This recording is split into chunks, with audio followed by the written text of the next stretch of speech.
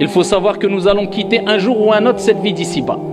Ce soir, demain, après-demain, Allahu A'lam, dans tous les cas, on est tous unanimes sur la réponse à cette question, est-ce que nous allons mourir? Oui, nous allons mourir. Kullu nafsin dha'iqatul maut. Mais ce qui nous importe, ce n'est pas de savoir où et quand on va mourir, mais dans quel état on sera lorsqu'on va mourir. Et qu'est-ce qu'on a préparé pour notre mort? C'est le plus important. Amma, où tu vas mourir, quand tu vas mourir, ici n'est pas la question la plus importante à se poser.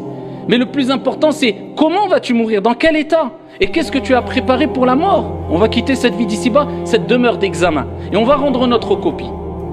Notre copie, ce n'est autre que ce livre où tout a été inscrit par les anges al-malaïka, les nobles scribes qui ont eu l'ordre de noter tout. Petit et grand péché, petite et grande action, tout. فَمَنْ يَعْمَلْ مِثْقَالَ ذَرَّةٍ خَيْرًا يَرَهُ وَمَنْ يَعْمَلْ مِثْقَالَ ذَرَّةٍ شَرًّا يَرَهُ. Celui qui a fait le poids d'un atome tout petit, minuscule, le poids d'un atome de bien, il le verra, car ton Seigneur est juste et équitable. Et celui qui a fait le poids d'un atome de mal, il le verra, car tout est inscrit, et on te dira au jour de la résurrection, Iqra kitabak, lis ton livre. وَمَا كَانَ رَبُّكَ نَسِيًّا. Et ton Seigneur n'oublie rien, tout sera inscrit. Eh bien, quand tu rendras ta copie, eh bien là, les choses sérieuses vont vraiment commencer. Ton âme ensuite, elle sortira de ton corps, comme vous le savez dans le long hadith que j'abrège. L'ange de la mort viendra avec la bonne ou la mauvaise annonce. Si tu faisais partie des gens du bien, eh bien il t'annoncera la bonne annonce en te disant, viens, sors, viens rejoindre le pardon, la miséricorde de ton Seigneur tabaraka wa ta'ala. Il t'annoncera de belles paroles, et à peine qu'il saisira ton âme, et voilà que les anges qui sont un grand nombre d'anges, eh bien seront autour de toi et saisiront cette âme-là et viendront avec des linceuls du paradis et avec des parfums du paradis, des linceuls paradisiaques et des parfums paradisiaques, et ils te feront monter jusqu'au ciel le plus bas, et les anges diront, quelle est cette bonne odeur, et on te citera par tes plus beaux noms, et on dira, c'est un tel, fils d'un tel, et ensuite on t'ouvrira le ciel le premier ciel, le ciel le plus bas, et ensuite tu monteras le deuxième, 3, 4, 5, 6, 7e ciel, et tu redescendras pour retrouver ta demeure, bi'idhnillah azza wa jal, qui sera félicité, bonheur et réussite, incha'Allah tabaraka wa ta'ala. Contrairement au mauvais,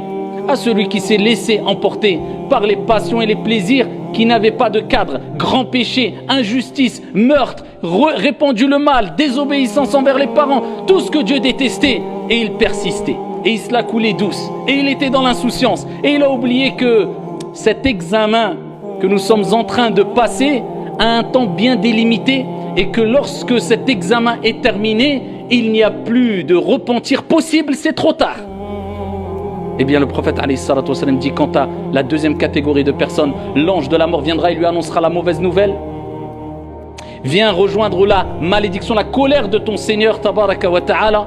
Et voilà que les anges qui sont autour le saisiront avec un visage noir et terrifiant, avec des vêtements durs, rudes, nauséabonds, qui sentent mauvais, et le mettront dedans et monteront avec eux le ciel le plus bas. Et quand on sentira la mauvaise odeur, les anges sentiront la mauvaise odeur, diront, quelle est cette odeur répugnante, et ils le citeront par les plus beaux, les plus mauvais des noms à travers lesquels on le citait dans la vie d'ici-bas. Ils diront, c'est un tel, fils d'un tel, et ils refuseront de lui ouvrir les portes du premier ciel, et ensuite il sera lancé dans sa tombe.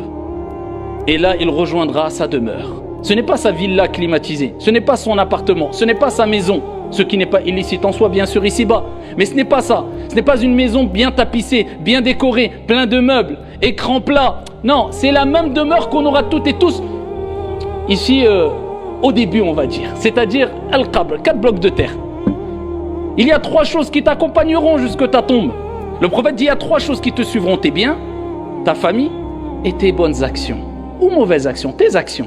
Eh bien les biens repartiront, la famille repartiront, tes amis, tes frères, ton épouse, ton époux, ton père, ta mère, les avocats, les juges, personne ne pourra t'aider. Tout seul avec tes actions. Tes actions, bien sûr tes actions. Quand tu seras dans ta tombe, le prophète alayhi salatu wassalam a dit, les gens de bien verront une personne, un homme au beau visage resplendissant. Et ils diront, mais qui es-tu? Tu n'inspires que le bien.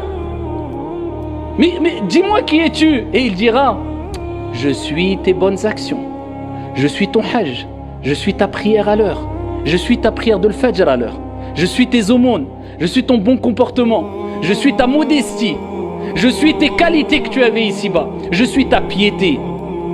Eh bien Allah subhanahu wa ta'ala va représenter tes bonnes actions à travers un homme qui va t'annoncer la bonne nouvelle. Allah. Contrairement aux mauvais, le prophète alayhi salatu wassalam fi sahih dit, les mauvais verront un homme qui sera terrifiant. Imagine-toi, dans ta tombe, le noir, 4 blocs de terre, en plus. Eh bien tu vois une personne terrifiante. Et il dira, mais qui es-tu? Tu m'inspires que le mal, tu me fais peur. Et il dira, je suis tes mauvaises actions. Tu ne te souviens pas, les péchés, az-zina, le haram, la tricherie, la tromperie, le mal, la médisance, la calomnie, les grands péchés, tout ce que tu faisais de mal et on t'exhortait, eh bien c'est moi maintenant. Et voilà, tu me trouves devant toi. Et il annoncera la mauvaise nouvelle. Et il sera dit au bon, préparez-lui un lit parmi les lits du paradis. Et étendez sa tombe, et il sera dans un jardin parmi les jardins du paradis. Et le bon dira, Ya Allah, fais venir le jour dernier, j'ai hâte de rencontrer mes bien-aimés, ma famille et mes proches. Et pour lui, ça sera très court, la période dans la tombe. Amma l'autre, eh bien ici, eh bien il criera au désespoir. Et on dira, amenez-lui un lit de l'enfer. Wal'iyadhu billah. Et il vivra, et nous vivrons tous d'ailleurs, ce qu'on appelle la compression dans la tombe. Le prophète alayhi salatu wassalam a dit, toute personne vivra, aura, ressentira la compression dans la tombe. Une compression. Tu vas te sentir ici comprimé dans ta tombe. Et là tu te poseras, tu seras interrogé comme vous le savez dans votre tombe. Man rabbuk ma dinuk? Quel est ton Seigneur? Ceux qui ont vraiment aimé Dieu diront, Rabbi Allahu haqqa. Mon Seigneur est réellement Allah. Parce qu'il n'a pas adoré Dieu par tradition, mais par conviction et sincérité et conformité. Il n'a donné aucun associé à Allah subhanahu wa ta'ala. Il a voué un culte exclusif à son Seigneur. Celui-là dira Rabbi Allahu haqqa. Quelle est ta religion? Parce qu'il a appliqué l'islam. Il dira, ma religion c'est l'islam. Il a vécu avec l'islam. Ce n'était pas des paillettes, ce n'était pas une mode, mais c'était vraiment des convictions. Et il montrait à travers son bon comportement son appartenance à l'islam. Il n'y avait pas de grande contradiction. Que dis-tu de cet homme qui a été envoyé, Mohammed? Il dira, Mohammed est mon envoyé. Mohammed alayhi salatu wassalam est le dernier des envoyés. Pourquoi? Parce qu'il a suivi la voie du prophète, l'exemple, la méthodologie, le comportement du prophète Mohammed alayhi salatu wassalam. Contrairement à l'autre qui dira, comme le prophète a mentionné dans le hadith, il dira, j'ai entendu parler.